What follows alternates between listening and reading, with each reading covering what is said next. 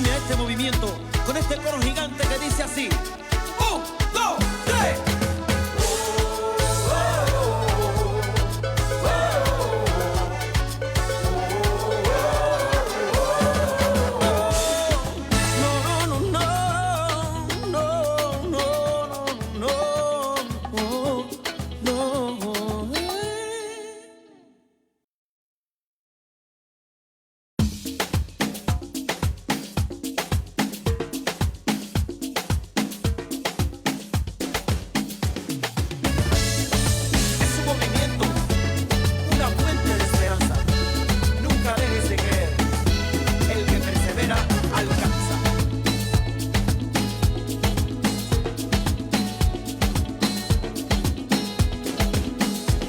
Llegado el momento, es el tiempo perfecto para juntos fomentar el buen vivir. Y la meta no es lejana si tenemos la confianza que la fe y la voluntad mueven montañas. Es la hora del cambio, tu energía es tu aliado y la mano que te ayuda a resurgir. Porque en este movimiento la humildad es el secreto y el motor para emprender el porvenir. Movimiento nacional por la esperanza. Toda meta es visible, toda meta se alcanza. Movimiento nacional por la esperanza. El futuro si es posible, no perdamos la confianza.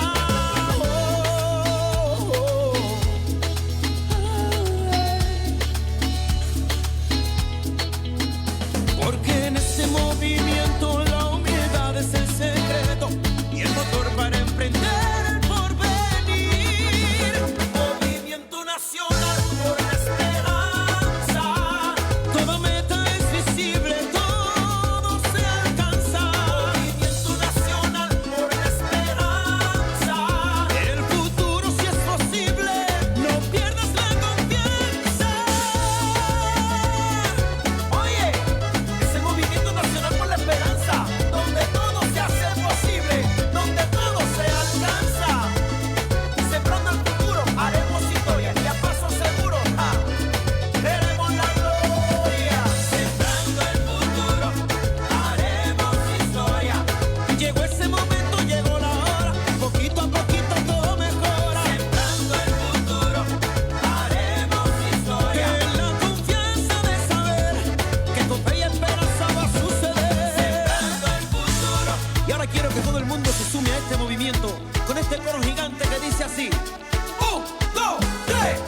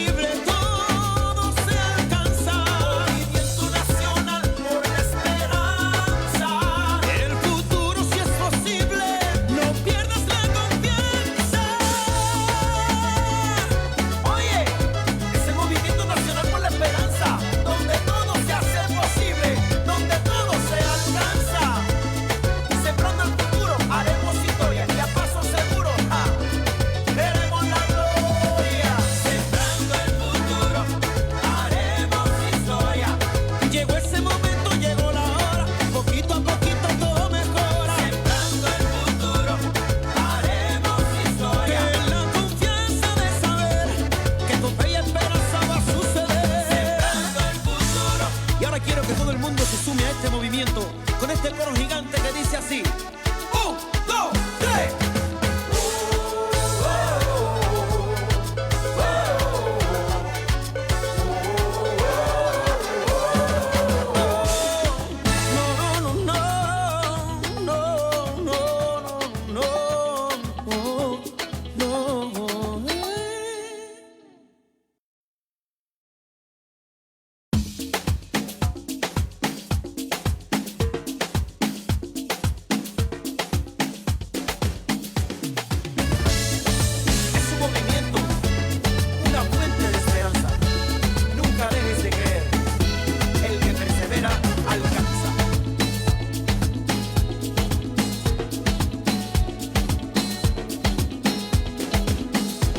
Llegado el momento, es el tiempo perfecto para juntos fomentar el buen vivir.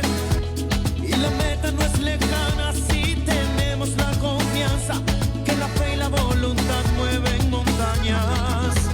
Es la hora del cambio, tu energía es tu aliado y la mano que te ayuda a resurgir. Porque en este movimiento la humildad es el secreto y el motor para emprender el porvenir. Movimiento nacional por la esperanza. Toda meta es visible, toda meta se alcanza. Movimiento nacional por la esperanza. El futuro sí es posible, no perdamos la confianza.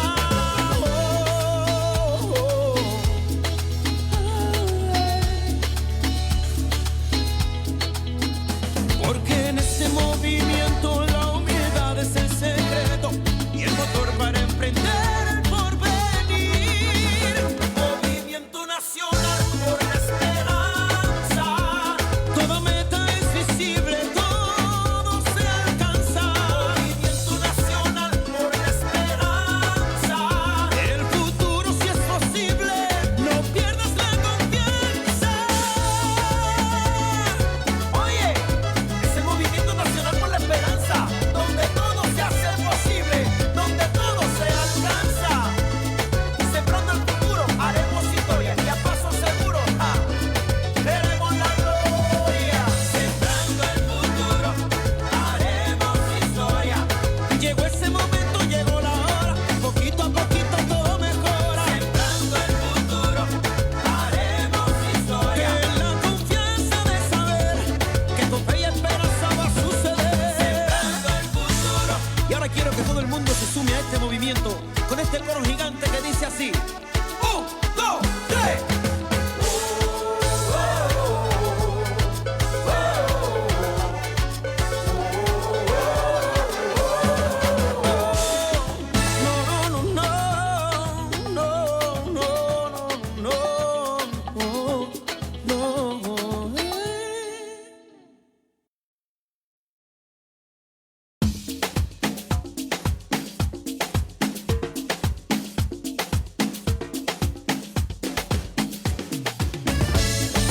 Es un movimiento, una fuente de esperanza.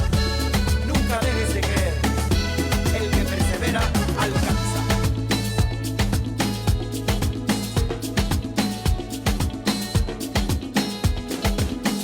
Ha llegado el momento, es el tiempo perfecto para juntos fomentar el buen vivir. Y la meta no es lejana si tenemos la confianza que la fe y la voluntad mueven montañas. Es la hora del cambio, tu energía es tu aliado y la mano que te ayuda a resurgir. Porque en este movimiento la humildad es el secreto y el motor para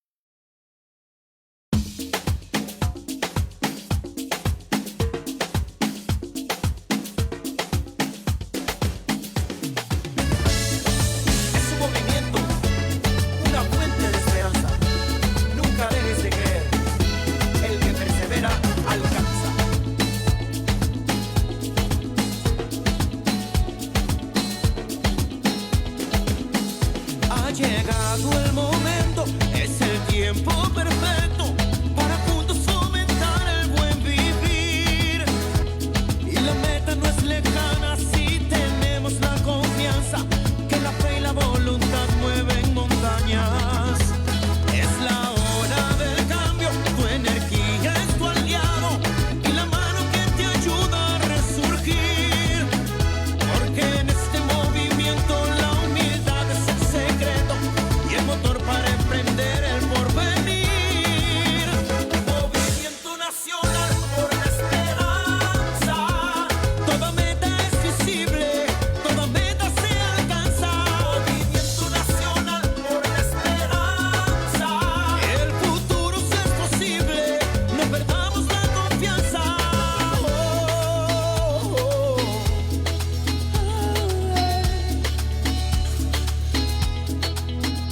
Porque en este movimiento la humildad es el secreto y el motor para emprender el porvenir. Movimiento nacional por la esperanza. Toda meta es visible, todo se alcanza. Movimiento nacional por la esperanza. El futuro sí es posible, no pierdas la confianza.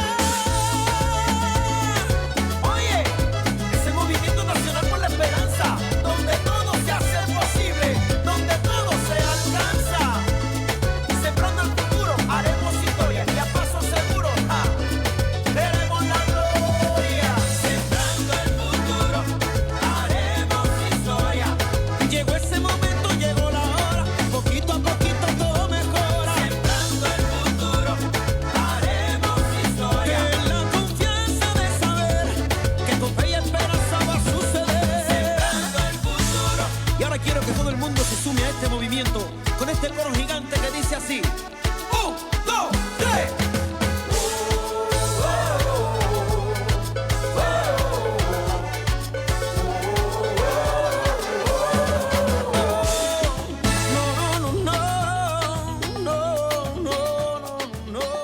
Buenas noches, compañeros y compañeras.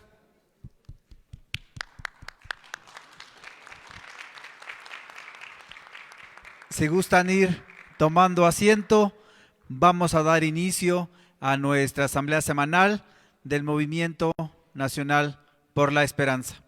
El día de hoy, lunes 16 de febrero, nos acompañan aquí en el Presidium por parte de Jóvenes por la Esperanza, el compañero David Hernández,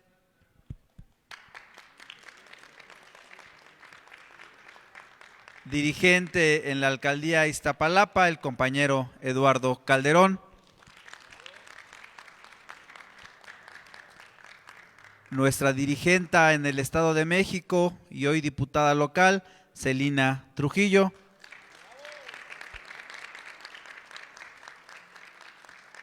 desde la UNAM nos acompaña nuestra compañera Jenny Moreno,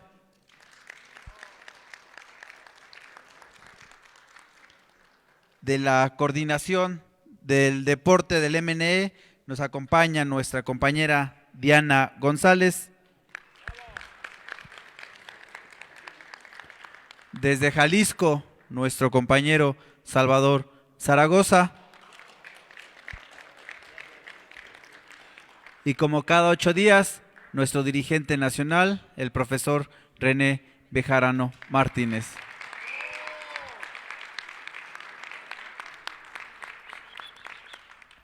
Para iniciar con nuestra ronda de participaciones, le vamos a ceder el micrófono a nuestro compañero David Hernández.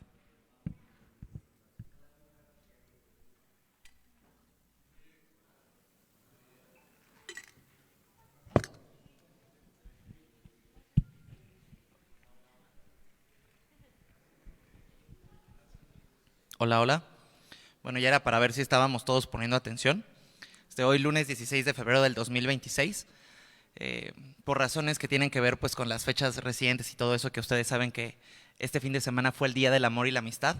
Yo vengo a hablarles pues justamente sobre la amistad y los amigos, pero los amigos de un hombre que lo perdió absolutamente todo.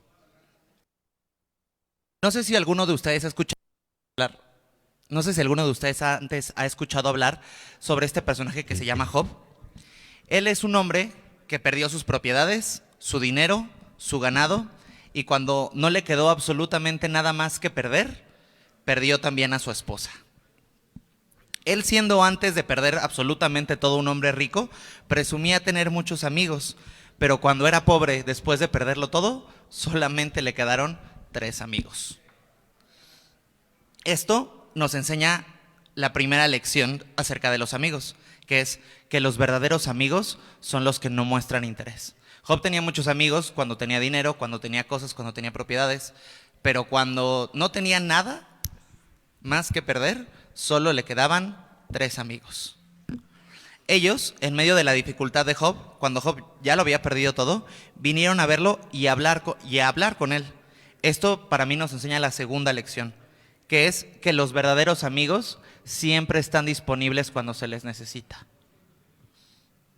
Pero al venir a hablar con Job, ellos no trajeron extrañamente palabras de consuelo, que es lo que uno pensaría que un amigo necesita cuando justamente le está pasando muy mal, sino de corrección, de reprensión y de exhortación. ¿Pero por qué hicieron esto si Job se le estaba pasando muy mal y eran sus amigos? Esto yo creo que nos enseña la tercera y para mí más importante lección. Un verdadero amigo no es el que te lame las heridas. Es el que te dice la verdad, el que te centra.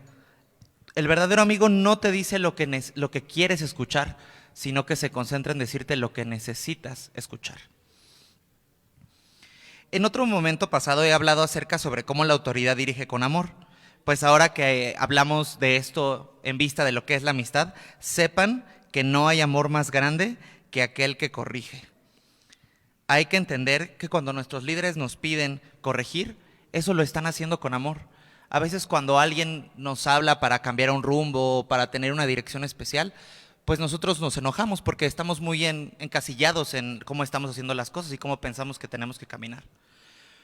Pero sería más peligroso aún que alguien que nos ama sabiendo que estamos caminando en una dirección equivocada, nos dejara que siguiéramos caminando con esa misma dirección.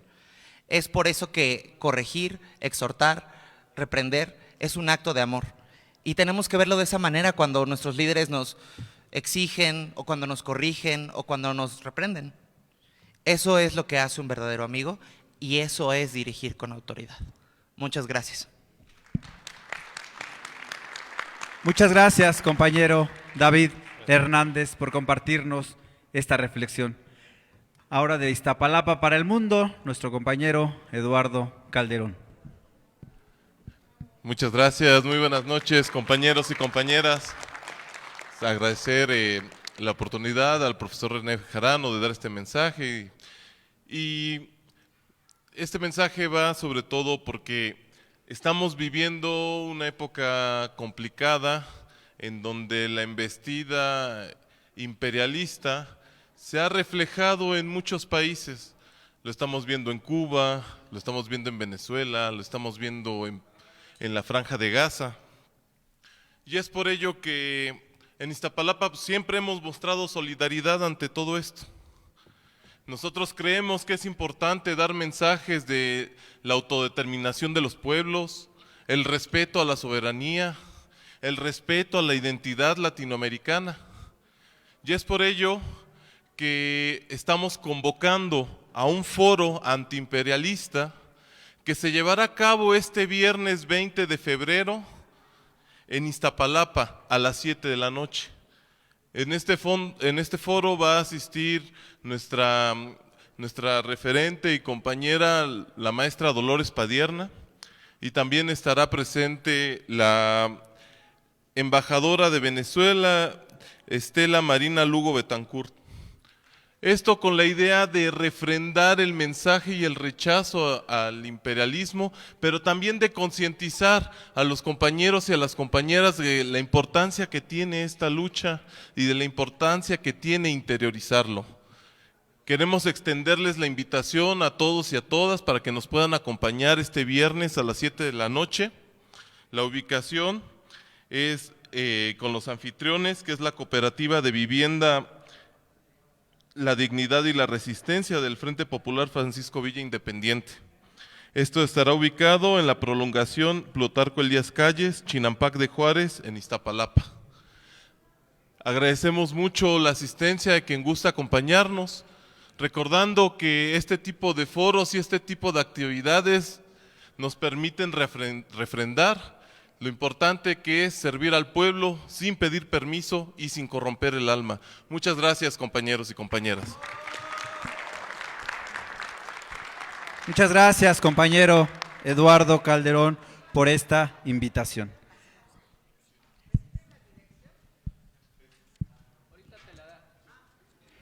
Ahora le cedemos el micrófono a nuestra compañera Diana González.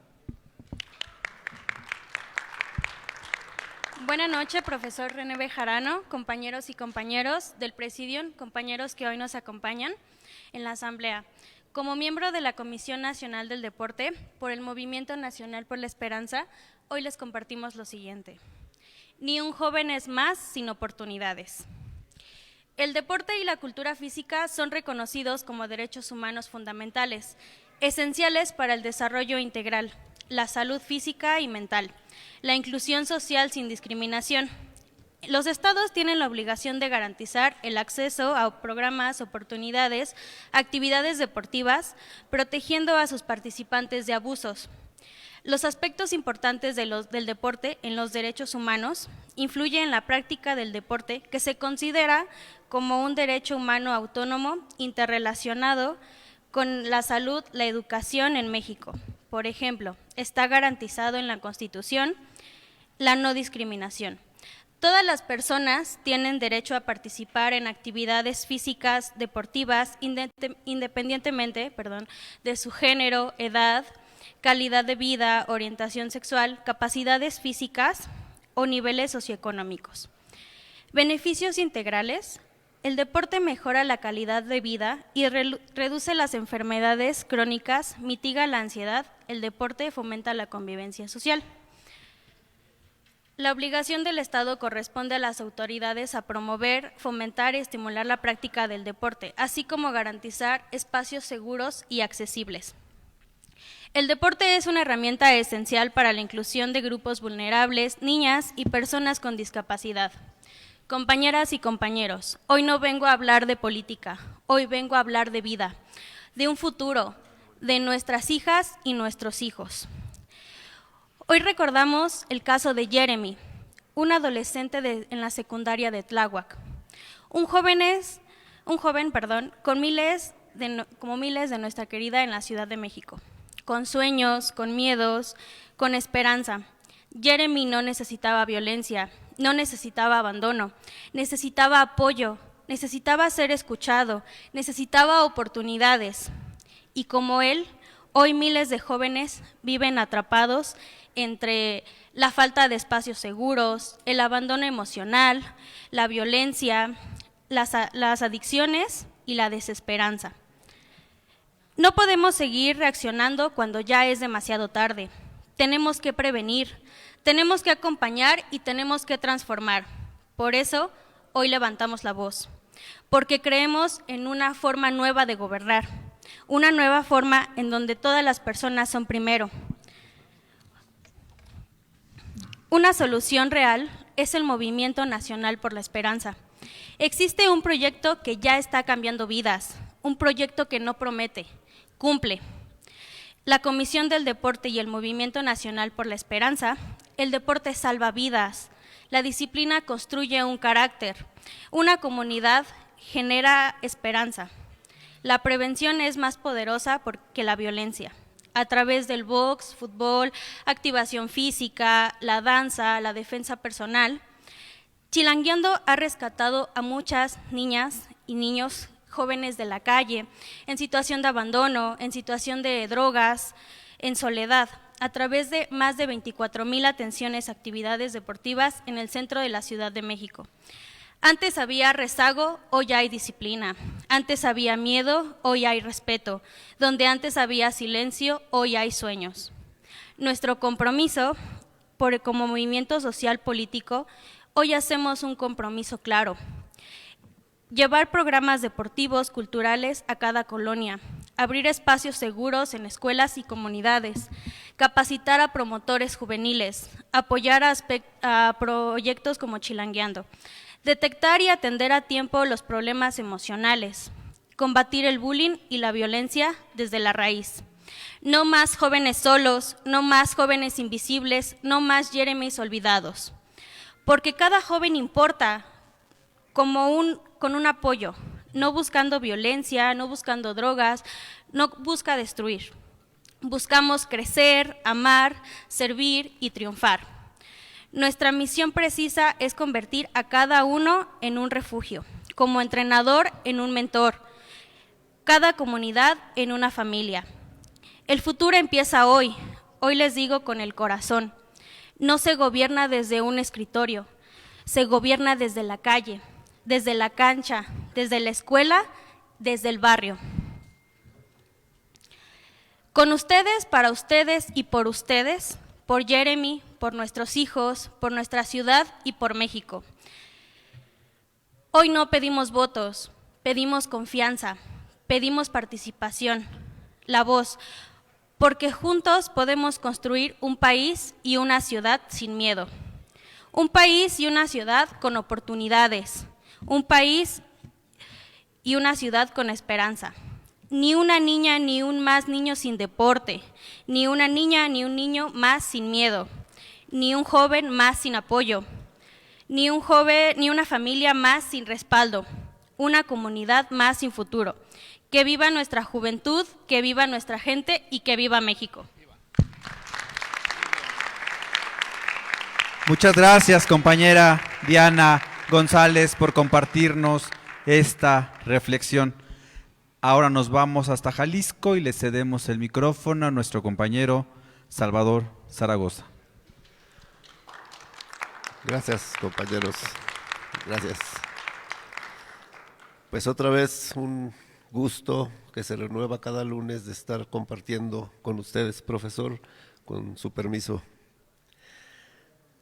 La educación es un acto de amor, por tanto, un acto de valor. El intelectual no debe ser un espectador de la historia, sino un participante activo en las luchas de los oprimidos. Paulo Freire. El pasado 17 de enero murió James Petras. Fue un hijo de inmigrantes griegos, miembros del Tribunal Russell para los Derechos Humanos, fundado por Bertrand Russell y Jean-Paul Sartre, catedrático y profesor en distintas universidades. Él en 1995 pasó 6 meses en Barcelona con un encargo del Centro Superior de Investigaciones Científicas para estudiar el mercado laboral en España, dando como resultado el informe Petras. Y como no convenía a las políticas públicas del gobierno del PSOE, del Partido Socialista Obrero Español, fue ocultado, pero hubo una filtración que luego fue divulgada. Julio Anguita lo subió a las redes. Les recomiendo que por ahí busquen el informe Petras. Petras denunciaba que la dictadura del mercado era el más grande enemigo de los trabajadores que incluso la dictadura de Franco. Al imponerse en España el modelo neoliberal por el PSOE, desoyendo lo que planteaba el mencionado informe, esto con el fin de la integración de España a la Comunidad Europea. Con esto se liquidó la industria no competitiva para sustituirla por una economía de servicios, lo que trajo como consecuencia precariedad laboral, que los salarios bajaran y el sufrimiento para la clase trabajadora. Petras criticó también la integración económica de México tras el Tratado de Libre Comercio de América del Norte, pues se sacrificó la soberanía para servir a los intereses del capital estadounidense, con el fin también de la integración económica, con las consecuencias de todos conocidos y también padecidas, Criticó a algunos sectores de la izquierda electoral, en aquel tiempo a lo que era el PSOE en México, el PRD mexicano, por alejarse de los trabajadores, asimilando las agendas en pro del mercado, condenando a las nuevas generaciones a no poder acceder a la justicia social, derechos laborales, ni a una pensión al terminar la vida productiva. En México salimos en parte del modelo neoliberal. Digo en parte porque, como bien lo dijo Gramsci, la crisis consiste precisamente en que lo viejo está muriendo y lo nuevo no acaba de nacer. Pues todavía algunas instituciones del Estado son atendidas por burócratas con vicios del viejo régimen. Por lo anterior, es de gran importancia conocer la realidad social y política y que a través del conocimiento se adquiera conciencia e ideología. La crítica de la derecha al modelo de educación de la nueva escuela mexicana es que es ideologizante. ¿Pero qué es una ideología? El proceso de una ideología se va dando de forma gradual dentro de la socialización y la reflexión. Las primeras ideas se forman dentro de la familia, la educación y la cultura, formando una base de valores. Luego, a través de la experiencia de la realidad social y económica, se llega a lo que consideramos lo justo o lo legítimo. Por último, a través de la lectura, del debate y del análisis de las corrientes políticas, se adquiere una identificación y principios.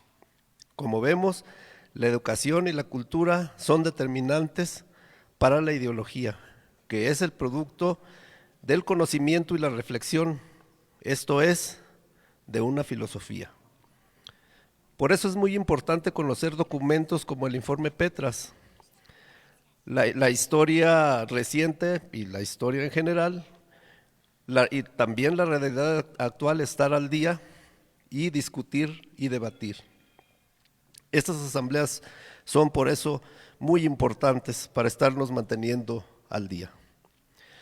Claro está entonces que la educación es fundamental y conlleva una filosofía y una ideología de donde adquirir principios y valores. Por eso, defender la educación popular, liberadora y científica es parte de los procesos de cambio como ahora con esta cuarta transformación. La nueva escuela mexicana abreva de la filosofía de pensadores como Enrique Dussel y de pedagogos como Paulo Freire. La educación es la base fundamental para crear una nueva sociedad y una nueva patria justa, democrática y generosa. Esta ha sido la lucha histórica de los maestros, por eso han resistido y siguen construyendo, junto con los demás sectores de la sociedad, trabajadores, intelectuales y pueblo organizado, esta cuarta transformación. Y aunque parece que pues todavía existan funcionarios que son marxistas, pero como Groucho Marx, quien decía, estos son mis principios y si no les gustan, tengo otros. Gracias. Muchas gracias, compañero Salvador Zaragoza, por compartirnos este análisis. Se integra con nosotros y le cedemos el micrófono a nuestro compañero Denzel Carrillo, de Jóvenes por la Esperanza. ¿Qué tal, compañeros? Muy buenas noches, un placer saludarlos. Saludando aquí al Presidium, a quienes nos acompañan esta noche y también en línea. Es un gusto para mí comentarles que, bueno, la semana pasada les mencionaba que de la mano del equipo y de la maestra Dolores Padierna estamos preparando una próxima convocatoria para poder generar un taller legislativo en Cámara de Diputados y retomar los temas que hemos venido siguiendo durante los últimos meses sobre el tema aeroespacial, sobre el tema ciberseguridad y sobre la inteligencia artificial, porque entendemos que de la mano de los expertos debemos aportar al tema legislativo para que pues, podamos generar estos cambios que beneficien a la sociedad y al pueblo mexicano principalmente. Entendemos que hay muchas necesidades que hoy se presentan en la puerta y que como jóvenes después de este taller, que además seremos todos los que participemos una vez que lancemos la convocatoria, certificados por parte de la ONU como embajadores de la Agenda 2030 para que pues no solamente nos vayamos en el aspecto técnico, sino también en lo social. Entendamos que es muy importante, estamos a 4 años de cumplir esta agenda y tenemos que esforzarnos mucho más que cuando se creó, porque pues hemos avanzado bien en México, pero me parece que aún nos falta y como jóvenes deberíamos estar liderando la Agenda 2030 para que pues estos cumplimientos sean bien abarcados, ¿no? bien tomados y que bueno, esto pueda generar un cambio en nuestra sociedad del día de mañana. También agradecer, como siempre, al profesor René Bejarano, al compañero Noé Flores, que me dan la oportunidad de representar a los jóvenes, y nuevamente al profesor que nos está dando próximamente espacios en Casa Esperanza para que como jóvenes podamos reunirnos. Ya hemos generado alguna estructura en donde queremos invitarlos para que realmente podamos participar activamente. Por aquí, pues creo que ya tenemos a la Comisión de Deporte, que pues por supuesto estamos muy emocionados que nos acompañen con su experiencia y que todos los jóvenes que se acercan cada semana puedan acompañarnos para que de una vez ya podamos empezar a generar este activismo social que desde Jóvenes por la Esperanza estamos buscando. También comentarles que he confirmado próximamente en la última semana de febrero y las primeras 2 de marzo estaré haciendo una gira por Veracruz, Chincontepec, por Poza Rica y por Veracruz, en donde estaremos impartiendo talleres a más de 600 jóvenes en cada una de estas visitas y que también serán invitados a que se sumen a Jóvenes por la Esperanza desde Veracruz. Lo que estaremos haciendo es generar estas nuevas células porque pues, jóvenes habemos en todo el país y queremos que se sigan acercando al movimiento por la esperanza. Es algo muy importante para nosotros estar compartiendo pues, todos los lunes estas cátedras que el profesor René nos imparte, que los mismos, o bueno, la misma gente del Presidium que nos acompaña pues nos vierte de su conocimiento y su información y bueno, sabemos que a lo mejor desde Veracruz no podrán estar viniendo, pero claro que los tendremos en línea y en las redes sociales siguiendo cada paso que damos desde esta asamblea. Nuevamente agradezco mucho a la maestra Dolores, quien desde el primer momento ha apoyado a Jóvenes por la Esperanza y que nos abre las puertas en Cámara de Diputados para próximamente este taller legislativo y presentar iniciativas de la mano de ella. Muchas gracias. Muchas gracias, compañero Denzel Carrillo, por estas invitaciones.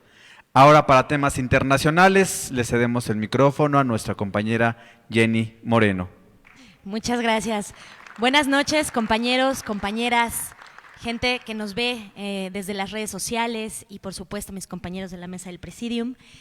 El día de hoy vamos a hacer un análisis de un personaje del que hemos venido hablando las últimas semanas, por no decir los últimos meses, y del que seguro vamos a seguir hablando mucho tiempo más. Vamos a hacer un análisis acerca de Trump y varias de las cosas que han hecho que se hable de una monetización del acceso a información privilegiada. ¿Qué ocurre, compañeros y compañeras, cuando el Poder Ejecutivo y su entorno familiar participa en sectores económicos cuya rentabilidad depende directamente de las decisiones regulatorias, diplomáticas y presupuestales tomadas por ese mismo Ejecutivo?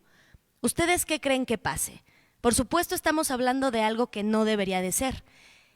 Cuando el diseño institucional permite que el poder político se vuelva un activo privado, algo está mal. Esta preocupación no solamente proviene de la oposición, y eso es algo que quiero dejar muy claro. Tanto el consejo editorial del New York Times, que estamos hablando que es del lado liberal, como las voces conservadoras del National Review, están en la misma sintonía. Las dos partes, es decir, los dos polos ideológicos, coinciden en que hay un deterioro de diques institucionales muy grave.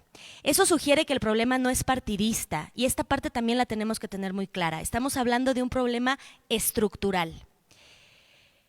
En términos técnicos, estamos hablando de conflictos de intereses. Es decir, el conflicto no radica en tener un negocio. Eso está bien. El problema es que el valor de ese negocio dependa de señales regulatorias, cambios normativos, narrativas públicas del Ejecutivo y una postura del Tesoro frente al sector que se menciona. A ver, esto es tan fácil como lo siguiente, compañeros. El titular del Ejecutivo tiene acceso privilegiado a la información, a una agenda y a los tiempos regulatorios que el mercado no posee. Así que, aunque no exista una orden explícita, el mercado puede anticipar la tolerancia o el favor, lo cual aumenta el valor del activo, es decir, hay una captura de rentas sofisticada. Y hablo directamente del negocio que tiene Trump y su familia acerca de las criptomonedas. Ellos tienen información privilegiada que por supuesto ha ayudado a que su familia en muy poco tiempo se haya hecho de varios millones de dólares. Llama la atención el caso de Changpeng, que es el fundador de Binance, otra de las criptomonedas, porque este caso habla de algo que resumo en una pregunta. ¿Qué ocurre cuando el poder de perdonar se percibe como potencialmente transaccionable? Es decir, sabemos que el indulto es constitucional, es legal, pero en economía política este tipo de situaciones se pueden analizar como un activo de opción, es decir, toman decisiones según las conveniencias. Por eso, estas decisiones tienen que ser mucho más reguladas, tenemos que estar nosotros atentos de esto para que también no nos den a tole con el dedo. Compañeras y compañeros, las decisiones sobre exportación de semiconductores es otro tema bastante interesante. Esta exportación está queriendo llevarse hacia el Golfo y forma parte de lo que se denomina diplomacia de cómputo. En principio puede justificarse estratégicamente, pero aquí también hay una cara de la moneda que no se ve. El problema es el siguiente. Cuando coincide temporalmente este tipo de exportación con inversiones extranjeras en negocios vinculados al entorno familiar del presidente, volvemos al mismo punto.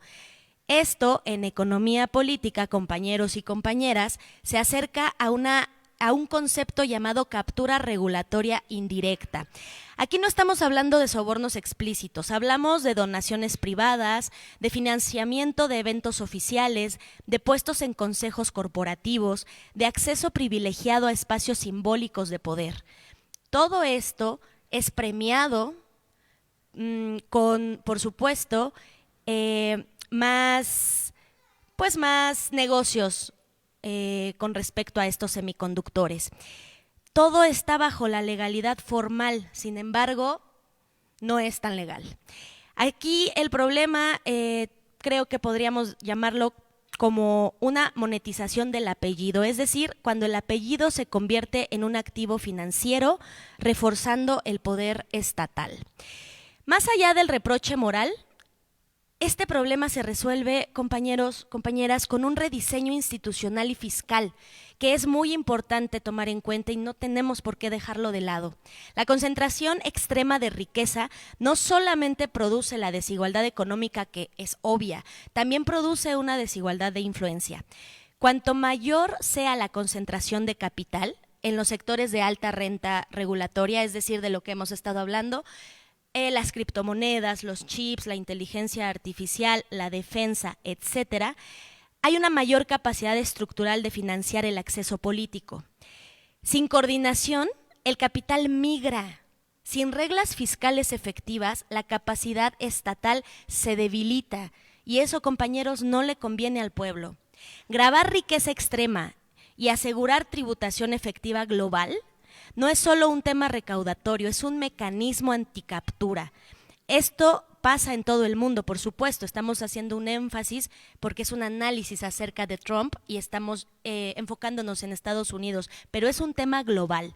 Reducir acumulaciones extremas puede reducir de manera importante la capacidad estructural de comprar influencia.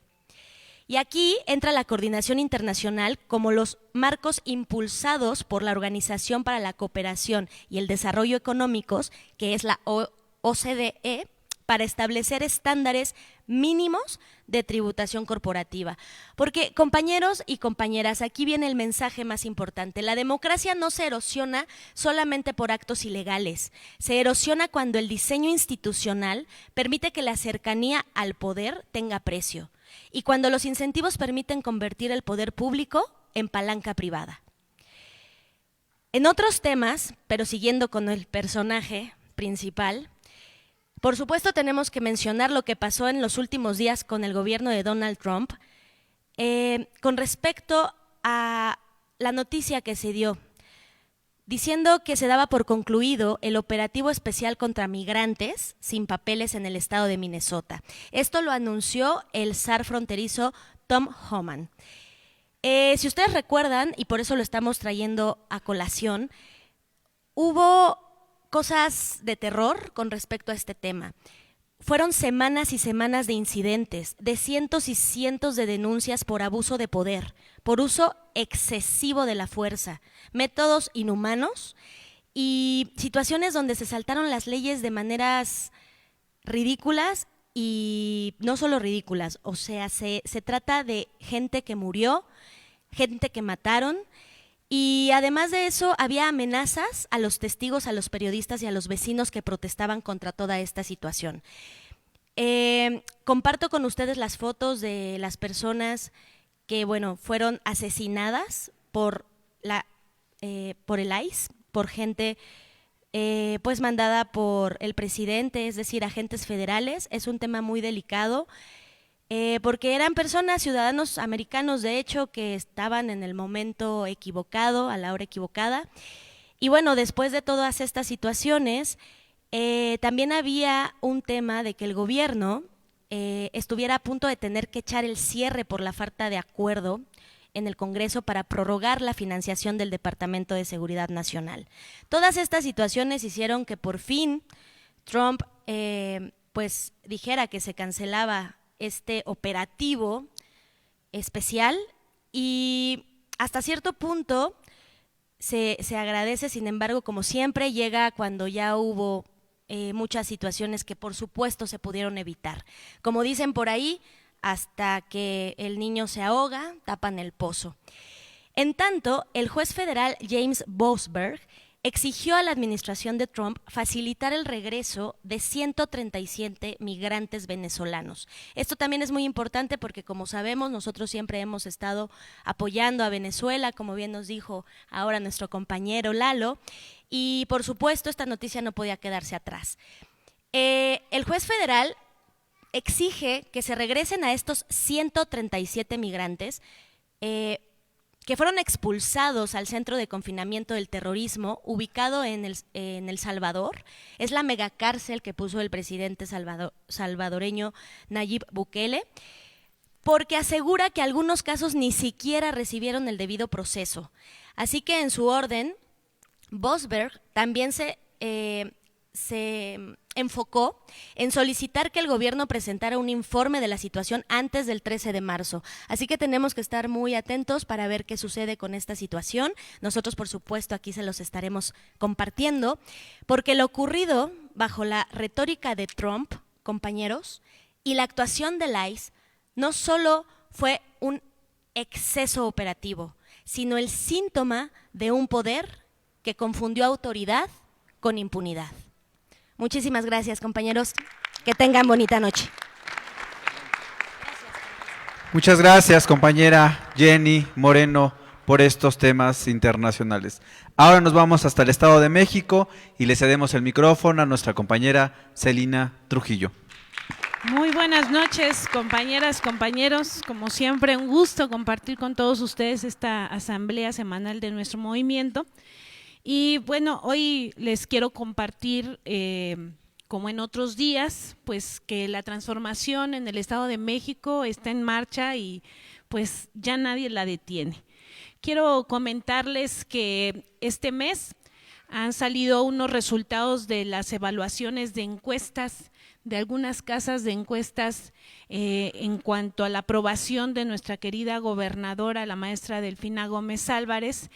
Y hoy, bueno, pues ninguna encuesta está por debajo de los 58%, llega en algún momento hasta el 66% de aprobación. Esta es una evaluación, una calificación para nuestra gobernadora histórica. Es entendible porque ha dedicado mucho tiempo a atender las causas de las problemáticas más importantes que tiene el Estado de México, como ya lo hemos mencionado aquí, y es un momento de decir y de difundir esta información porque tiene mucha relevancia. Esto la coloca la gobernadora en los primeros 10 mejores evaluados de los gobernadores en todo el país, y esto pues no es un tema, diríamos, gratis, ha sido un esfuerzo colectivo, ha sido un esfuerzo grande, hemos hecho un buen trabajo en coordinación y por supuesto en una agenda sobre las problemáticas que tiene el Estado de México. Por eso me parecía muy importante compartirles a ustedes esta parte y decirles que pues haciendo un poco la evaluación, en el análisis de lo que sucedió hace unos días con la presidenta de la República y algunos diputados, me parece que son de Baja California, en donde ella le piden una fotografía a los diputados y ella se regresa y hace unas aseveraciones importantes, en donde dice que los diputados debemos estar trabajando en el territorio con la gente, y yo hago una evaluación de lo que estaba sucediendo en ese momento con la presidenta. Ella venía de dar pues alguna información a vecinas, a compañeros, a personas mexicanas que le reclamaban por algunos temas y ella tuvo que dar una explicación clara de lo que se estaba haciendo.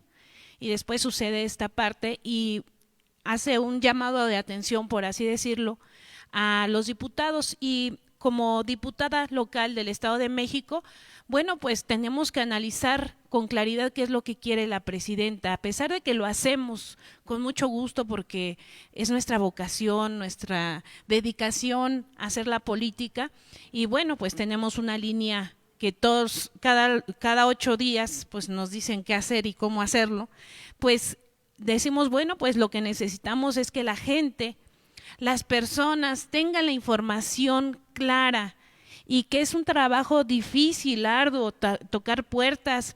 Además de tocar puertas, pues es dedicarle un tiempo a las personas, escucharlas, y no solo escucharlas, sino darles una respuesta de lo que se está haciendo. Y creo que hoy, al menos en el Estado de México, más aún en la zona oriente del Estado de México, tenemos muchas herramientas, mucha información de lo que se está haciendo, y podemos fortalecer tanto la imagen de la gobernadora como la imagen real de nuestra presidenta. Y a eso nos estamos dedicando en las últimas semanas, compañeras, compañeros, a tocar puertas, a ir a informar a la gente, y a esto los queremos invitar. Justo por esta razón es que como dirigentes pues tenemos que ponernos las pilas, así que por eso este trabajo no puede quedar solamente en el distrito de una servidora, sino en todos los municipios, en todos los distritos que componen el Estado de México, y a ir y dar la información. Por eso es que estamos estableciendo una agenda para atender a los equipos de los municipios. El siguiente sábado estaremos en una asamblea muy importante en Ixtapaluca. También tendremos una actividad en Nezahualcóyotl, y así la siguiente semana, del día 28 de febrero, asistirá el profesor René Bejarano al Estado de México, a la zona del Valle de Toluca, primero con un evento a las 10 de la mañana en Toluca con la compañera Azucena Reyes, y después a las 12 en Otzolotepec, en un evento importante también donde se tendrá la información de primera mano del profesor, y concluimos a las 2 de la tarde en San Antonio La Isla, uno de los municipios más importantes que tenemos como equipo, y lo digo más importantes porque son de los municipios que no se gobiernan por Morena, y entonces nosotros decimos, bueno, por alguna razón las cosas no se hicieron bien y en ese municipio no se gobierna, y ahora pues es una tarea del movimiento pues conquistar espacios como esos o municipios como esos para que sean parte de este movimiento de transformación en el Estado de México. Así que, compañeras y compañeros, pues seguimos trabajando, haciendo lo que nos corresponde, y pues invitarlos a todas y a todos a que sigamos sumando nuestro esfuerzo para que cada vez el partido Morena se fortalezca. Hoy, este fin de semana, ya cambió la cifra, somos 12 millones de personas afiliadas y ya estamos entregando las credenciales de los afiliados en nuestras tablets y los sigo invitando. La gente, ahora que estamos entregando tarjetas, salen y dicen, ¿qué están entregando? Y cuando ya les decimos qué, pues dicen, pues afílienos. Y entonces, pues eso va sumando mucho a este movimiento, a fortalecer la Cuarta Transformación, porque lo que queremos aún más es fortalecer, consolidar a Morena, porque vienen trabajos difíciles para el 2027, ya estamos en un año de evaluación política en donde tenemos ya que hacernos ver nuestro trabajo para que sea valorado en este movimiento de transformación de nuestro país y de nuestro Estado de México. Muchas gracias, compañeras y compañeros. Muchas gracias, compañera Celina Trujillo, por esta información en el Estado de México. Ahora le cedemos el micrófono a nuestro dirigente nacional, al profesor René Bejarano Martínez. Gracias, Miguel. Buenas noches a todas y a todos los compañeros y compañeras que están presentes en esta asamblea semanal del Movimiento Nacional por la Esperanza, correspondiente al lunes 16 de febrero del año 2026. Gracias a Denzel, a Chava, a Diana, que viene a fortalecer el equipo de la Comisión del Deporte, a Jenny, a Celina, a Lalo, a David y a todas y a todos ustedes, así como a quienes se conectan a través de las redes sociales en esta transmisión. Tenemos varios temas que comentar. En primer lugar, el gobierno federal reforzó la búsqueda de los turistas secuestrados en Sinaloa. El Gabinete de Seguridad Federal, encabezado por Omar García Harfuch, trabaja en coordinación con el gobierno de Sinaloa para localizar a 4 turistas secuestrados en Mazatlán el 3 de febrero, tras rentar vehículos Racer. Las autoridades informaron que continúan los operativos en la región y que hasta el momento no hay personas detenidas. El caso forma parte de las acciones federales para reforzar la seguridad y combatir el crimen organizado en entidades con alta incidencia delictiva. También en materia de seguridad, se informó durante la semana de la reducción de homicidios y en el país en el último año, que viene siendo ya una tendencia sostenida, y también de los operativos que se vienen haciendo para combatir el crimen organizado. Como saben, también se está reforzando la vacunación por sarampión y se está analizando, para no alarmar de más, la posibilidad del uso de cubrebocas. De cualquier manera, las personas que seamos susceptibles de contagiarnos, pues es prudente vacunarse, sobre todo los más vulnerables. También en esta semana el gobierno anunció la recuperación de más de 1,000 concesiones mineras, varias en áreas protegidas. Recordemos que esto es una herencia de los gobiernos anteriores que concesionaron sobre todo a empresas extranjeras, pero no únicamente, gran cantidad del territorio nacional, y ahora hay un proceso de regulación más estricta y está permitiendo una recuperación de zonas extensas de minas, y también se está obligando a algunas empresas, como el Grupo México, que contaminó el río Sonora, para que hicieran la indemnización correspondiente por los daños que ocasionaron a través del desecho de residuos tóxicos. En lo que se refiere a la reforma electoral, estamos en la fase final de la misma. La presidenta descartó la reunión posible con Manuel Velasco, aunque se está platicando de los temas polémicos, como es el caso de la disminución del presupuesto del INE, de la disminución de las prerrogativas, del número y forma de elección de las prerrogativas y otros temas vinculados a ello.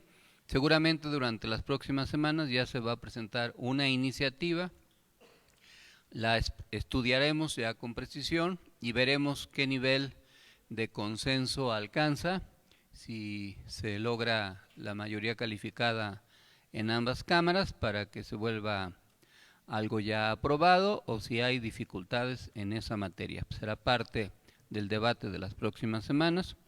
También en la semana se avanzó en la reforma para la jornada laboral de 40 horas semanales, esto para reducir de 48 a 40 horas con el objetivo de mejorar la calidad de vida de las y los trabajadores sin afectar la productividad.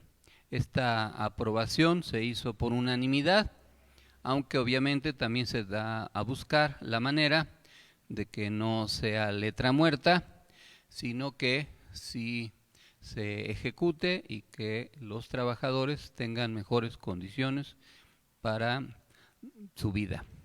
En un tema cultural, la secretaria de Cultura, Claudia Curiel, de ICASA, presentó iniciativas para regular el uso de la inteligencia artificial en el doblaje, protegiendo la voz e imagen de intérpretes y actualizar la ley de cine con el fin de fortalecer la producción nacional, emplear el tiempo de exhibición en salas y reforzar su presencia en plataformas digitales. Fue una iniciativa que contó con la presencia de una gran cantidad de actores, actrices, directores, guionistas, etcétera, y que resaltó por la presencia de la veracruzana Salma Hayek, entre otros. En un tema polémico, la presidenta Claudia Sheinbaum señaló que la salida de Marx Arriaga Navarro de la SEP se debió a su oposición a modificar los libros de texto para incorporar el papel de las mujeres en la historia. Subrayó que los materiales educativos son de carácter público y no responden a intereses individuales. Ya habrá ocasión más adelante, en las próximas semanas, de hacer un análisis político de este caso, lo mismo que del más reciente libro publicado por Julio Scherer Ibarra, con respecto a sus memorias que le confió al periodista Jorge Fernández y el impacto que pudieran tener o tienen.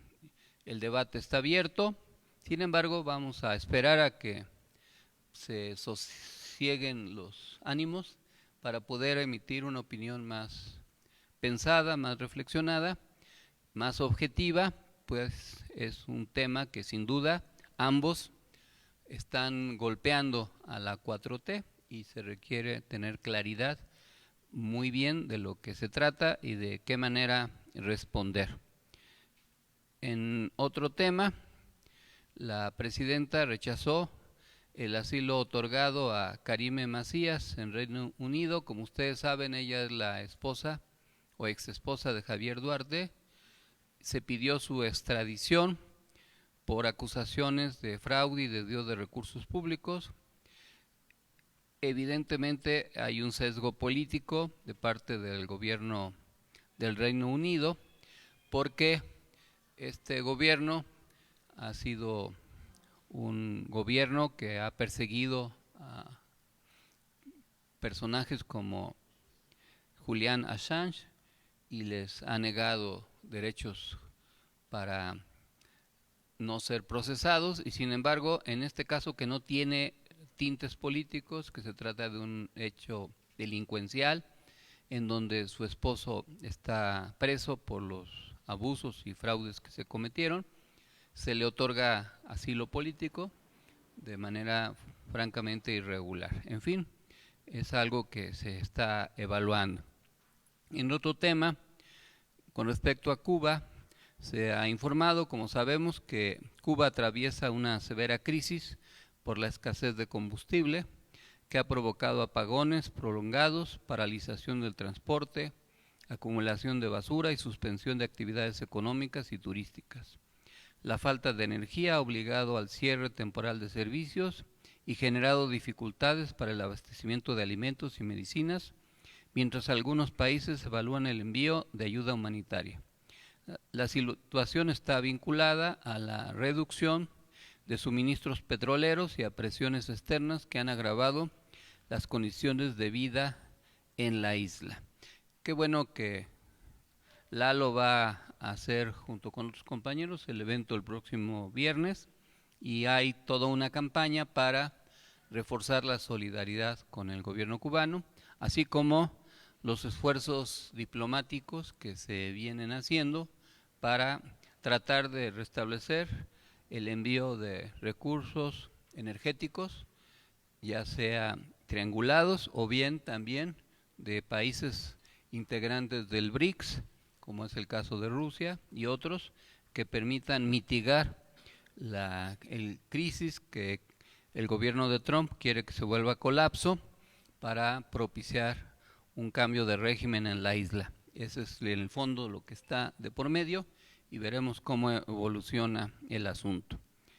Les quiero agradecer a todas y a todos los que participaron o ayudaron de alguna manera al evento de festejo del Día del Amor y la Amistad que hicimos el pasado sábado en el Foro Aztlán. Fue un éxito, fue muy alegre, generó algunos recursos para financiar que ese salón siga funcionando y además nos divertimos mucho. Muchos compañeros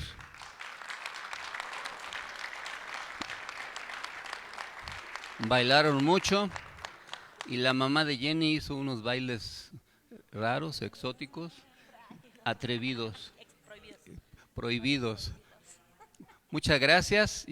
Ahorita al rato vamos a informar de la siguiente actividad. Tenemos una agenda ya de actividades programada durante las próximas semanas. El próximo sábado estaré en Ciudad Ixtepec, en el Istmo, en Oaxaca, para hacer una reunión con líderes de aquella región del Movimiento Nacional por la Esperanza. Como ya informó Celina, vamos a hacer un recorrido en el Estado de México, en la parte de Toluca. Estaremos a las 10 en Toluca, a las 12 en Otzolotepec y a las 2 en San Antonio, la isla, en el Estado de México. Después, el día 7 de marzo, iremos a Pachuca a una reunión estatal del MNE en el estado de Hidalgo. El 14 de marzo vamos a hacer una asamblea en la alcaldía Milpalta. Vamos a invitar a los compañeros de Xochimilco, de Tláhuac, para hacer una reunión regional. Ya se está preparando. El día 21 de marzo tenemos 2 actividades. En la mañana, en el Centro Cultural que está en la Plaza de Santo Domingo, entrando por la calle Leandro Valle, vamos a asistir al informe de nuestra diputada local, Ileana Sánchez, de la Alcaldía Cuauhtémoc. Vamos a acompañarla. Aprovecho para destacar la presencia aquí de un amigo de hace muchos años, el compañero Francisco Alvarado Miguel, aquí presente. Durante los sismos del 85 dirigía una organización que se llamaba CLIC, el Comité de Lucha Inquilinaria del Centro. Luego se integró a la Asamblea de Barrios de la Ciudad de México. Con él formamos el PRD en el 5º distrito de la Ciudad de México, en la Plaza de Santo Domingo, por cierto. Ahí en una fuente hicimos la asamblea, luego hicimos otro evento ahí en la Arena Coliseo y él se volvió luego líder de la Asamblea de Barrios de la Ciudad de México. Estuvimos en la CUD y hemos compartido muchas experiencias de trabajo social y político. Me da mucho gusto que esté aquí presente Francisco Alvarado. Bienvenido, gracias por participar. Eso va a ser en la mañana del 21. Como saben, ese día pues ingresa la primavera y entonces vamos a hacer otra fiesta con motivo del ingreso de la primavera, igual en el Foro Aztlán. Esperamos que puedan acompañarnos los que ya fueron a la que acaba de pasar, y los que no fueron a la que acaba de pasar pues tienen esta otra oportunidad. El único requisito es que las mujeres vayan vestidas de florecita y los hombres de cactus. Eso es todo lo que tienen que hacer. Las florecitas pues con su leotardo muy coqueto para que resalte su tallo y su talle. Y los cactus pues ahí como vean. Pero ya en serio, pues nos interesa seguir haciendo estos eventos para convivir y también para garantizar el funcionamiento del Foro Aztlán. Ya les pasaremos los detalles, aparte en la fecha, el 21 de marzo, para que pasen los fríos y se les suba la carga hormonal, ahí descarguen su carga hormonal en la fiesta del 21 de marzo. Me dio mucho gusto haber escuchado a Diana, que se refirió a un tema importante. Ella, como saben, forma parte del equipo de deporte, que junto con otros compañeros está participando en actividades. Por ahí vi a Sergio Movalled y a otros compañeros que también realizan estas actividades.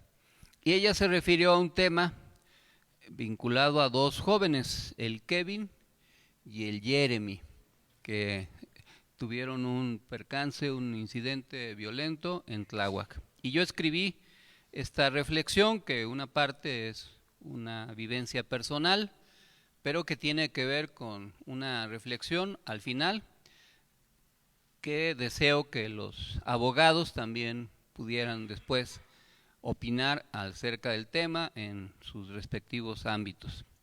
Dice así: corría 1970 y yo cursaba el segundo año en la escuela secundaria número 58, Jaime Torres Bodet, en la esquina exacta, como si la memoria conservara todavía el ángulo de las bardas, de Puerto Tampico y Puerto Coatzacoalcos, en la colonia Casas Alemán, delegación Gustavo Amadero.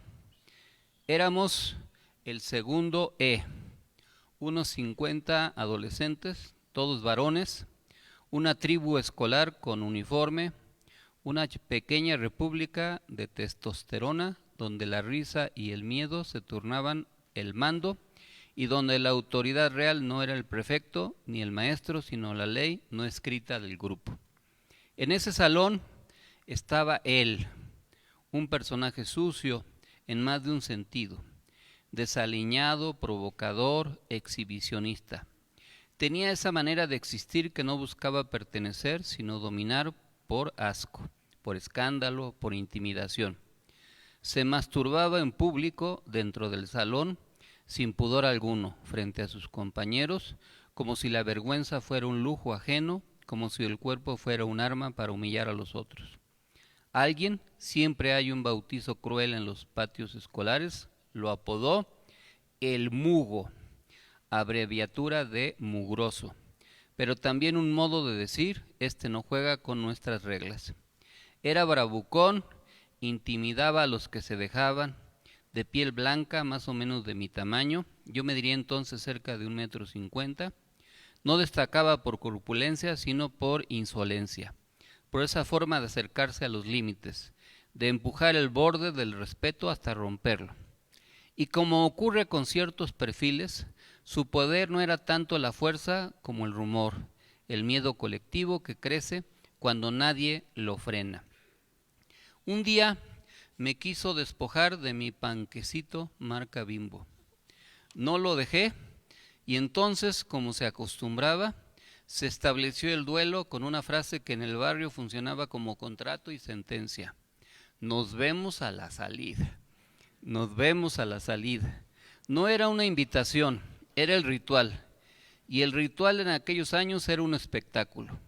Se corrió la voz con la velocidad con que en la adolescencia se propaga lo que promete adrenalina.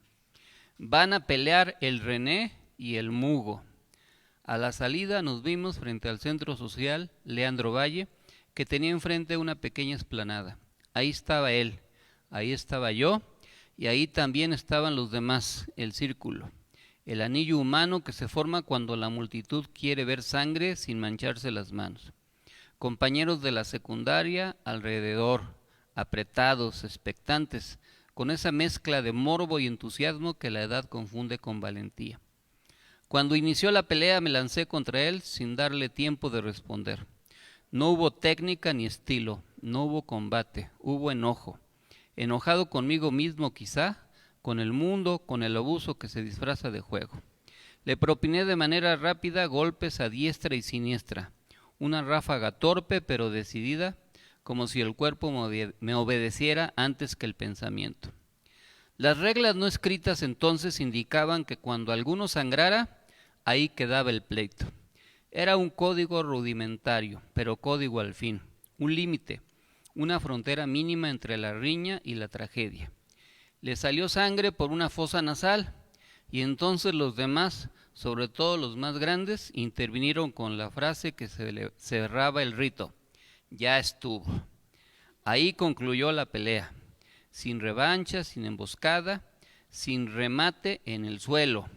Un golpe final no era parte del guión, era exceso y el exceso se castigaba socialmente. El círculo se abrió como se abre el mar cuando ya pasó la ola. Cada quien se fue con su versión, los que exageran, los que minimizan, los que inventan, los que callan.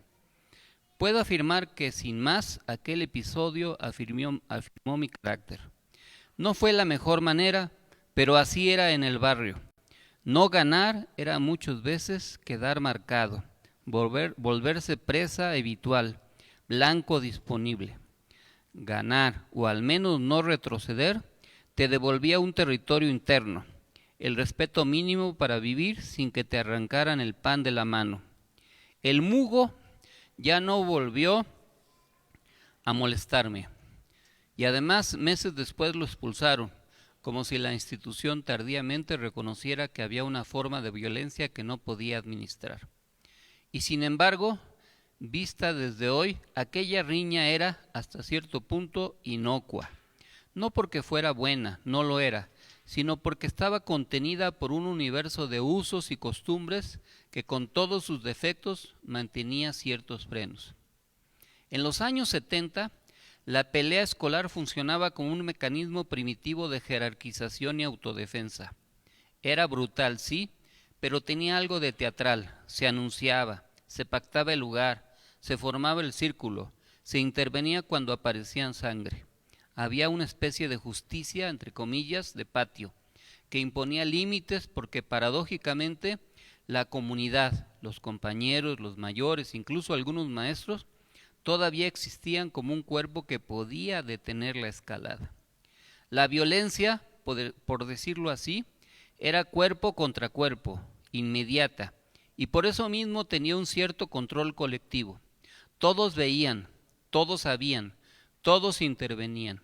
No había armas blancas como extensión normalizada del ego, ni la idea de destruir al otro como objetivo.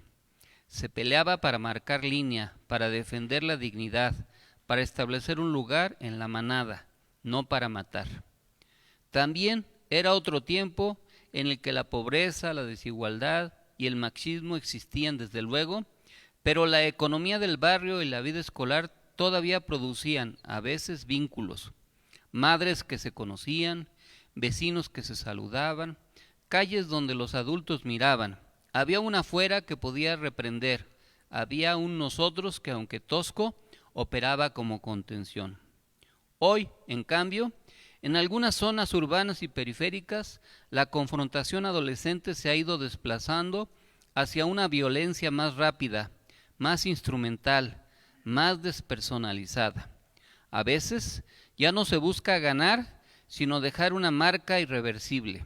Y eso no ocurre por simple maldad juvenil, sino por el deterioro de los tejidos que antes amortiguaban, la familia fragmentada por jornadas infinitas, la escuela rebasada, el barrio sin adultos disponibles, la cultura del narco como imaginario aspiracional, el acceso sencillo a armas, el Internet como amplificador de humillaciones y retos.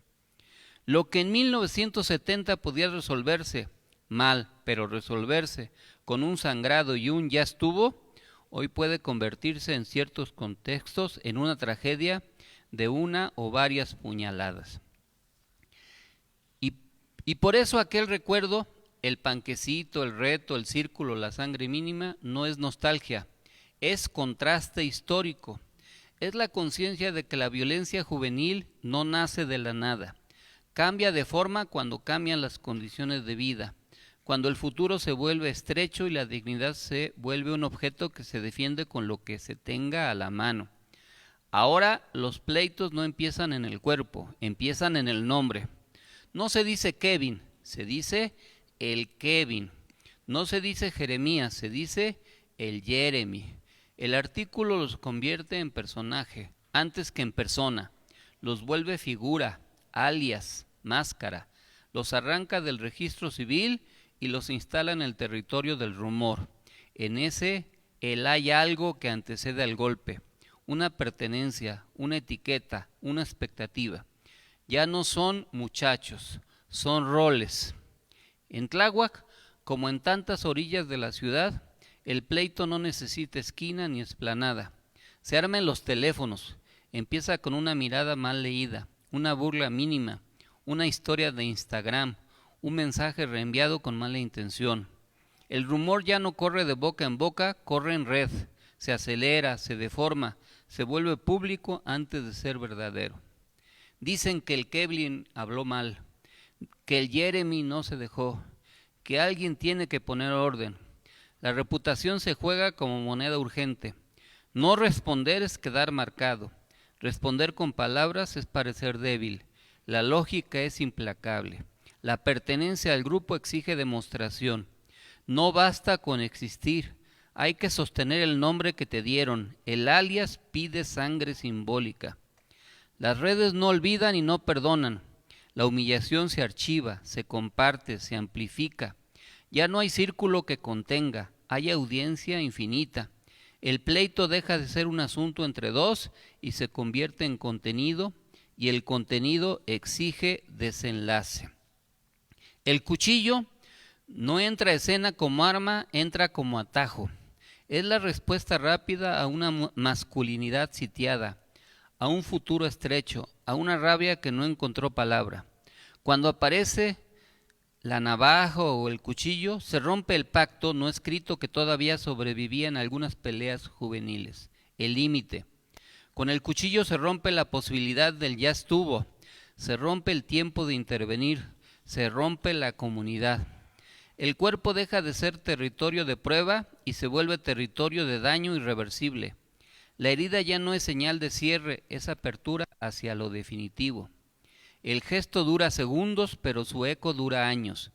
El Kevin no piensa matar, piensa terminar. El Jeremy no cae en una pelea, cae en una estadística.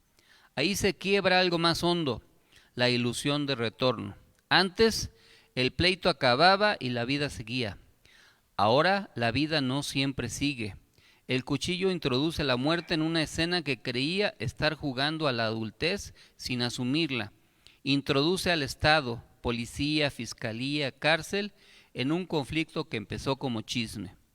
La escena del Kevin y el Jeremy revela una ciudad fragmentada donde los jóvenes aprenden a nombrarse con apodos porque el nombre propio no alcanza. Revela barrios donde el futuro no seduce y el respeto se defiende con lo que se tiene a mano. Revela una cultura que convirtió la violencia en lenguaje disponible y la fama, aunque sea infame, en capital inmediato. Revela también algo más incómodo, la retirada de los adultos. No hay círculo que se cierre, no hay mayores que digan ya estuvo a tiempo. Hay pantallas, hay sirenas, hay expedientes. La intervención llega tarde cuando el daño ya se volvió irreparable. Y revela, sobre todo, la potencia cruel del artículo, el Kevin, el Jeremy. Nombrarlos así es reducirlos a episodio, a nota roja, a caso. Es olvidar que antes fueron Kevin y Jeremías, hijos, alumnos, muchachos, que caminaban la misma ciudad que todos, pero con menos margen para equivocarse. Decir el Kevin y el Jeremy no es inocente, es una forma de distancia, es el modo en que la sociedad se protege del espanto. Convertir al joven en personaje para no mirarlo como espejo. El artículo los encapsula y los entrega al rumor eterno. Pero detrás del alias hay una verdad que duele. No eran monstruos, eran adolescentes. Y el cuchillo no apareció de la nada. Apareció donde faltaron palabras, futuro, escucha, presencia. La escena no habla solo de Tláhuac, habla de muchas orillas del país donde el pleito juvenil ya no es rito sino riesgo, donde la reputación se juega en línea y la muerte se cuela fuera de cuadro. Habla de una generación que aprendió a defenderse sin red, sin círculo, sin ya estuvo. Y mientras sigamos diciendo el Kevin y el Jeremy, seguiremos nombrando el síntoma y no la herida, porque el verdadero pleito no fue entre ellos dos, fue entre una ciudad que no supo cuidarlos y un futuro que nunca les hizo espacio. Momentos después, cuando la tarde empezaba a declinar sobre Tláhuac, como una tapa pesada, la violencia cambió de rostro. Ya no era el pleito juvenil, era la ira adulta. Los amigos mayores del Jeremy, los tíos, los primos, los vecinos, algunos padres que ya no recuerdan cómo era tener 15 años, pero sí recuerdan el miedo, salieron a buscar al Kevin. No llevaban argumentos, llevaban rabia. La rabia tiene esa lógica primaria que se parece mucho a la justicia cuando el olor está fresco. Que pague, que no se salga con la suya, que lo entreguen. Lo encontraron, lo rodearon, lo golpearon. No fue un castigo ejemplar, fue un desahogo colectivo. Puños, patadas, insultos. El cuerpo del Kevin, ese cuerpo flaco, adolescente, todavía en crecimiento, se volvió depósito de una furia que ya no distinguía edades ni responsabilidades. Ahí estaba la tentación del linchamiento, la comunidad convertida en tribunal sin reglas, la justicia sin procedimiento, la venganza vestida de corrección moral. Lo salvaron los policías, llegaron a tiempo, esa rara vez, y lo arrancaron del círculo antes de que la historia se cerrara con 2 cuerpos en lugar de 1. Lo subieron a la patrulla mientras los gritos seguían, mientras alguien gritaba que no era justo, mientras otro gritaba que sí lo era. El Estado apareció tarde, pero apareció. En cuestión de minutos el hecho se volvió viral. Videos borrosos, fotografías tomadas con el pulso temblando, audios reenviados sin verificar, opiniones inmediatas, sentencias sin expediente. La escena dejó de pertenecer a Tláhuac y pasó a circular por la Ciudad de México y más allá, convertida en espectáculo moral. Las redes hicieron lo que saben hacer, simplificaron. Unos pedían cárcel máxima, otros pedían castigo ejemplar. Algunos justificaban, otros condenaban. Casi nadie escuchaba. Apareció el testimonio de la abuela del Jeremy, la voz quebrada, la palabra sencilla, el relato del nieto que salió y no volvió igual. Contó que la ambulancia tardó, que preguntó, que gritó, que nadie sabía, que la sangre parecía no acabarse, que el hospital recibió tarde lo que la calle había hecho rápido. La atención del muchacho en la cama de hospital, cables, vendas, monitores, hicieron lo que ningún discurso logra. Detuvieron por un instante la furia digital. El estado de salud era grave, el cuchillo había hecho su trabajo sin ideología. La escuela guardó silencio. Los maestros callaron, los directivos no emitieron pronunciamiento. Ese silencio no era neutral, era miedo, protocolo, cansancio e impotencia. Nadie quería ser señalado, nadie quería asumir que la violencia también atraviesa los pasillos escolares, que no se queda afuera con la mochila. La institución educativa que debiera ser espacio de palabras se volvió mutismo administrativo y ese silencio pesó tanto como el grito. El Kevin fue presentado ante el sistema de justicia para adolescentes, no ante un juez de adultos, no ante una cárcel común. El lenguaje cambió, ya no era acusado, era adolescente en conflicto con la ley. Ahí aparece una de las preguntas más incómodas de nuestra sociedad contemporánea. ¿Qué hacer cuando quien hiere gravemente todavía no es jurídicamente adulto? En la Ciudad de México, como en el resto del país, la imputabilidad penal plena inicia con la mayoría de edad. Antes de eso, el sistema no habla de castigos, sino de medidas socioeducativas. La sanción máxima, aun en casos graves, no equivale a décadas de prisión, sino a internamiento temporal, programas de reinserción, acompañamiento psicológico. El horizonte no es la venganza, es la posibilidad de corrección. Para muchos eso es injusto, para otros es civilizatorio. Los argumentos a favor de la inimputabilidad señalan que un adolescente no ha concluido su desarrollo emocional y neurológico, que su capacidad de prever consecuencias es limitada, que el Estado tiene responsabilidad en ofrecer alternativas antes de destruir una vida entera por un error, incluso uno trágico, cometido en formación. Los argumentos en contra apelan al dolor irreparable. ¿Cómo explicar a una familia que la ley no puede castigar como adulto a quien dejó a su hijo al borde de la muerte? ¿Cómo sostener que la edad atenúa la responsabilidad cuando la herida es real, profunda, quizás definitiva? Ninguno de los dos argumentos es cómodo. Ambos conviven en tensión. La ley intenta equilibrar donde la vida no lo hace. El caso del Kevin y el Jeremy no ocurre en el vacío. Dialoga de manera inquietante con otras violencias donde los menores dejan de ser excepción y se vuelven recurso. En distintas regiones del país, el crimen organizado ha incorporado a adolescentes y niños no solo como halcones o vendedores, sino como ejecutores. Ahí la inimputabilidad se vuelve incentivo perverso. El menor es visto como arma desechable, como sujeto con menor sanción penal y mayor obediencia. Se les entrega el arma antes que la palabra, el encargo antes que la escuela. En los casos más extremos, parricidios, asesinatos dentro del hogar, la sociedad vuelve a preguntarse si la ley alcanza, si la pedagogía llega tarde, si el tejido social ya se rompió demasiado. Y en medio de todo, el silencio de su madre. No dio entrevistas, no escribió mensajes, no justificó ni atacó. Su silencio no fue estrategia, fue vergüenza, miedo, duelo anticipado.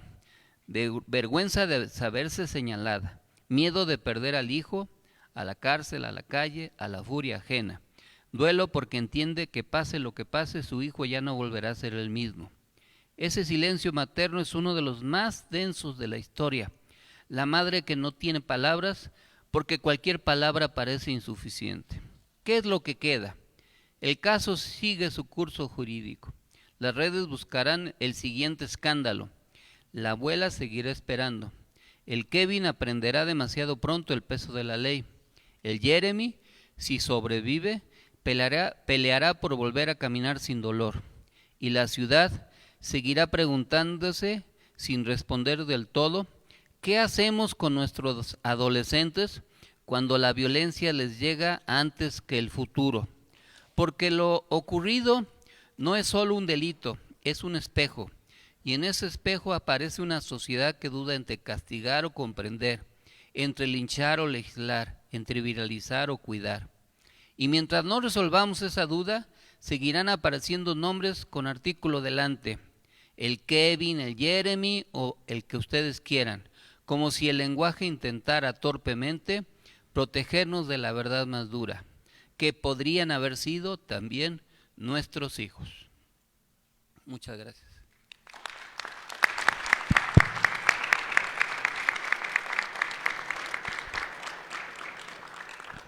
Para concluir nuestra asamblea semanal, nos ponemos de pie para entonar nuestro glorioso himno nacional.